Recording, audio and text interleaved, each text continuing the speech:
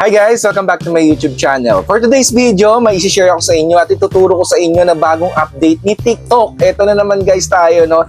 Paano kumita sa TikTok. So, napakaraming paraan para kumita sa TikTok. So, may nilabas si TikTok na bagong paraan para dumagdag sa pagkakakitaan natin sa pagiging affiliate dito sa TikTok. So, maraming ways sa pagiging affiliate na nilabas si TikTok ngayong taon na pwede natin pagkakitaan para at least, di ba, maraming option ang pagiging affiliate, kung paano ma-share ang isang product, kung paano mabibenta, at paano magkakakomisyon. So ito guys ang bagong update. Baka hindi mo pa alam, tamang-tama ito para sa iyo. Lalo guys, kung di ka pa nakapanood ng mga last video natin about sa paano kumita sa TikTok, marami akong nilabas na tutorial about dyan. So iba't ibang paraan para kumita sa TikTok. Itong paraan na to ngayon ay iba rin. Guys, so kung gusto mong balikan yung mga videos na yan, so andyan. Ayan, ayun yung mga videos at tingnan mo dito sa YouTube channel ko yung mga videos na yan. So, marami kang matututunan. Lalo kung bago ka pa lang dito sa TikTok, gusto mong kumita, gusto mong maging affiliate, tamang-tama ito para sa'yo. Siyempre guys, kung di ka pa nakasubscribe sa aking YouTube channel, pindutin mo na yung subscribe button, click mo na ang notification bell para updated ka sa mga future videos natin na ipapalabas katulad nito. So mas maganda to guys, tapusin nyo itong video tutorial na to para at least maintindihan nyo step by step kung ano ba yung pagkakaiba pag-share ng mga link. So ito kakaiba guys at mas maganda to at mas madaling maintindihan. So ayan guys, no, panoorin nyo hanggang dulo. Kung meron kang tanong or question, comment mo lang dito sa baba. Pwede natin sagutin yan at pwede natin gawa ng video tutorial para ma-share natin sa iba. So panoorin mo. Watch this.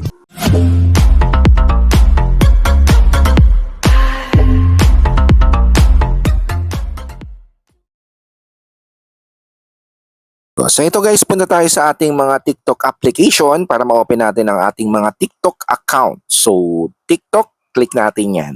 Then punta tayo sa ating mga TikTok account, sa ating profile. So click natin yung profile natin. Ayan, so once na maklik natin yung profile, follow nyo po itong aking TikTok channel, Boost Up. Ayan po. Then meron akong showcase dyan, bisitahin nyo rin po. Ayan guys, punta tayo sa TikTok Studio. Ayan, click natin yung TikTok Shop. Ayan, Creator Center. TikTok Shop Creator Center. So, papakita ko sa inyo dito yung bago, yung What's Big This Month. Yung bagong labas na update ni TikTok. Ayan, napakaganda na ito guys ng bagong update ni TikTok sa mga affiliate. So, ito guys, no? TikTok Shop. Earn big through affiliate links. So, open natin to para mapakita ko sa inyo kung ano ba yung pagbabago nito. So, makakatulong to guys, no? At marami tayong ways na kung paano tayo kumita dito sa pagiging affiliate dito sa TikTok. So, as you can see, ang sabi dito, earn big through affiliate links. A new way to earn on TikTok Shop. Share product links on social media and earn commission when buyer check out direct and indirect products. Ano ba yung direct and indirect products? So, ito i-explain ko sa inyo kung ano ba yan. Anong pagkakaiba ng dati natin shinare, no? Yung as is na ginagawa natin. So, ito. So, ito guys, meron siya sinabi dito. Indirect order is now on TikTok Shop. What are indirect orders? Receive commission when buyers click and enter your product link even they check out a different product.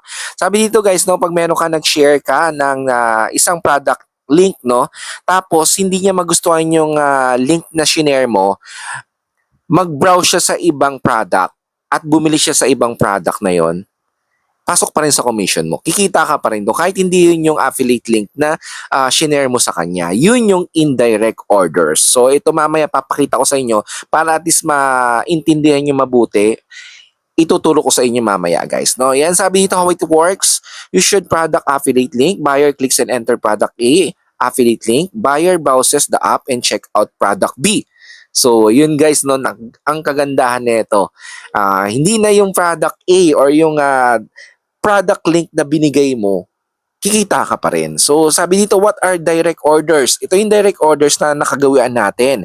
Yung isang product, tapos once na ma-check out nyo yung link na product na shinare mo, doon ka palang kikita. Yun. So, ayun yung pagkakaiba guys dun sa indirect or direct orders. Sabi dito, receive commission when buyer clicks and enter your product link and check out the same direct product. So, same product lang din, no? Kung ano yung shinare mo na product link, binili niya, doon ka magkaka-commission. Pero yung indirect, ang kagandahan, yung bago neto guys, na indirect orders, kahit hindi niya binili yung product link na shinare mo, nag-browse siya ulit, nagbago isip niya doon, nag-browse siya, hindi niya binili, pero may nakita siyang ibang product, pasok na yun sa commission mo once na may eligible na purchase siya guys. So ayun ang kagandahan nito at mapapadali yung kitaan guys, no? Kasi kahit papano pag ayaw niya yung link, nagbago isip niya, hindi siya bibili, tapos may naganap siya ng iba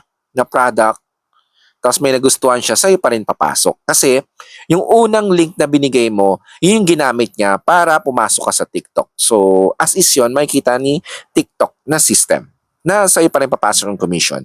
So, yun lang guys. So, ito guys, papakita ko sa'yo. Punta tayo dito sa shop. Ayan. For example, ito ang isi-share ko na link, itong items na to. So, punta tayo dito sa share icon sa taas. Meron kayo makikita na share icon dito sa taas. Click natin yan. Ayan. So, isi-share natin yan guys, no? Itong product na to. For example, itong product A na to.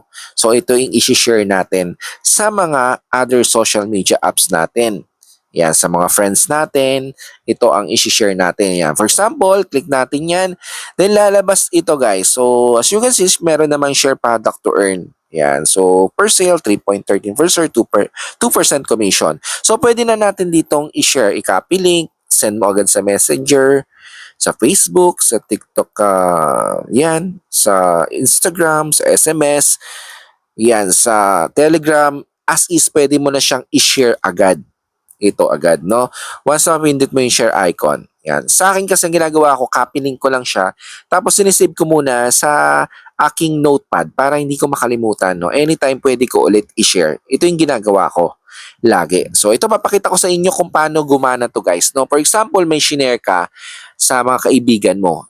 Once na maklik ito, yan, sa social media, once na maklik ito ng potential buyer, yan, dadirect yan sa TikTok na items. Sa TikTok, yan. Dadirect sa TikTok, then hintayin nyo lang, pupunta yan dun sa items na shinare mo. Yan, no? Yan ang items na shinare natin kanina, di ba?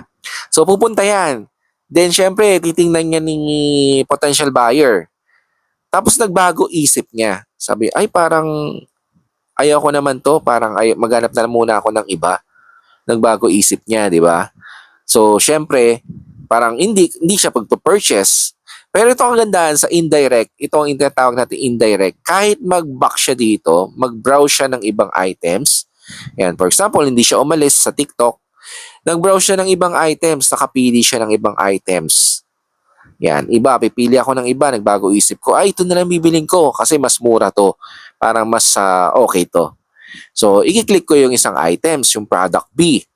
Ayan, so once na ma-check out niya yan at eligible na purchase niya yan, sa'yo pa rin papasok ang commission. So, ayun guys, no? At tapos na napataas yung commission kasi magiging commission nito magiging 5%, no? Ayan, so sa'yo papasok yung commission na to pag na-check out niya to at na-purchase niya. Ayan, at na-deliver sa kanya. So, ayun ang indirect orders na tinatawag guys. At napakaganda at napakadaling kumita guys kasi kahit anong product, hindi niya magustuhan yung product link na binigay mo, tapos nag-browse siya ng iba, marami siyang nabili, sa'yo pa rin papasok yung commission. Basta yung link na ginamit niya galing sa'yo, yung pa rin naman. Sa'yo pa rin papasok at makikita ni system ni TikTok na sa'yo galing yung link.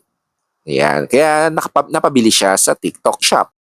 That's it guys, ay nating video tutorial for today at sana nagustuhan mo. Kung nagustuhan mo, give thumbs like, share mo na sa family and friends para alam nila na merong gantong channel na nagbibigay useful at educational na videos dito sa YouTube. Siyempre guys, kung di ka pa nakasubscribe sa aking YouTube channel, pindutin mo na yung subscribe button, click mo na ang notification bell para updated ka sa mga future videos natin na ipapalabas katulad nito. So, kung meron kayong comments guys, may tanong kayo about sa video na ito, so, pwede kayong mag-comment dyan sa baba. Ayan, comment lang kayo guys. Susubukan kong sagutin isa-isa guys. Napakarami kayong nagko-comment about sa kung paano kumita sa TikTok sa mga nakaraang kong videos. Maraming salamat sa inyo guys. At unti-unti ko pong sinasagot yan pag may time po. Medyo natatagalan pero sinasagot ko po yan. Yan. So, maraming salamat po sa inyong pagsubaybay at pagsuporta sa aking YouTube channel. Naka 100k subscriber na po tayo at road to 1 million na po tayo. So, maraming salamat sa inyo. So, hanggang dito na lang. Mabuhay! Have a nice day. God bless. Bye-bye!